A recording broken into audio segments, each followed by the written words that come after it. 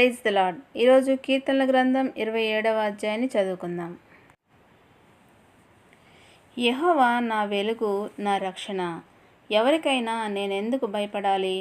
యెహోవా నా ప్రాణానికి కోట లాంటివాడు. ఎవరైతేనేం నాకేం భయం? దుర్మార్గులు నన్ను మింగివేయడానికి ఎదుర్కొన్నప్పుడు, నా శత్రువులు, నా పగవాళ్ళు అలా నాపై పడ్డప్పుడు తప్పటడుగు వేసి కూలిపోయింది వాళ్లే.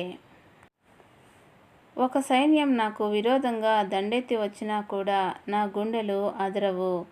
యుద్ధం నా మీదికి ఎగబడి వచ్చినా ఈ విషయంలో నా ధైర్యం చెడదు. యెహోవాను ఒకటి కోరాను, దానిని నేను వెతుకుతాను. యెహోవా మనోజ్ఞతను చూస్తూ ఉండటానికి, ఆయన ఆలయంలో ప్రార్థన చేస్తూ ఉండటానికి, నేను బ్రతికే రోజులన్నీ ఆయన ఇంటిలో జీవితం గడపాలని ఉంది. ఎందుకంటే విపత్తు వచ్చిన రోజున తన ఆశ్రమంలో నన్ను దాచివేస్తాడు. తన గుడారంలోని రహస్య స్థలంలో నన్ను ఉంచుతాడు. నన్ను ఎత్తైన బండ మీదకి ఎక్కిస్తాడు.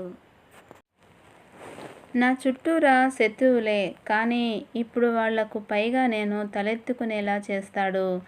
ఆయన ఆరాధన గుడారంలో ఆనందధ్వనులతో బలులర్పిస్తాను.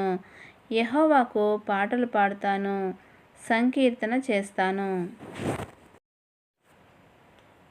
యెహోవా, నేను ఎలుగెత్తి ప్రార్థన చేసేటప్పుడు ఆలకించు. దయచూపి జవాబియ్యి. నా సముఖాన్ని వెతుకు అని నీవు అన్నప్పుడు, యెహోవా, నీ సముఖాన్ని వెతుకుతాను అంటూ నీతో మాట కలిపినది నా హృదయం. నీ ముఖం నాకు కనబడకుండా చేయకు. నీ దాసుడైన నన్ను కోపంతో త్రోసిపుచ్చకు. నాకు సహాయం చేసేది నీవే. నన్ను రక్షించే దేవా, నన్ను వదిలిపెట్టకు, నన్ను జారవిడవకు.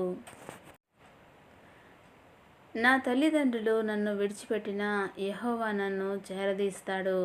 యెహోవా, నీ మార్గాన్ని నాకు ఉపదేశించు. నా విరోధుల కారణంగా సరైన దారి చూపు. అబద్ధాలాడే సాక్షులు నాకు వ్యతిరేకంగా లేచారు. దౌర్జన్యంతో బుసలు కొడుతున్నారు వాళ్ళు. నా శత్రువుల ఇష్టానికి నన్ను అప్పగించవద్దు. సజీవులు కాపురమున్న చోట నేను యెహోవా మంచితనాన్ని చూడగలననే నమ్మకం నాకు లేకపోతే నా గతేం కాను? యెహోవా వైపు ఆశాభావంతో ఎదురుచూడు.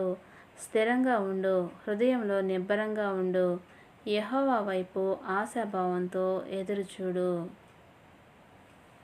దేవుడి పరిశుద్ధ వాక్యమును దీవించునుగాక. ఆమేన్.